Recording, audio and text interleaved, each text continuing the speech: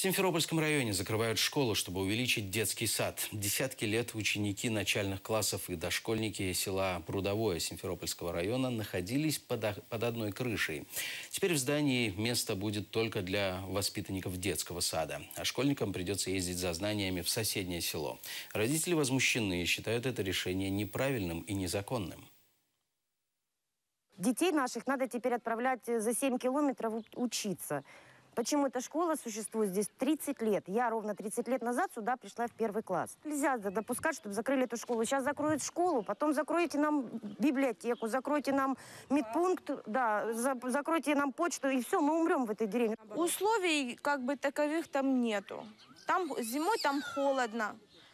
Когда гололед, автобусы не ездят, дети учатся дома. Забирать их тяжело, потому что у нас автобус с Кольчугина забирает детей в 12:30, а в 1 класса уроки заканчиваются в 12.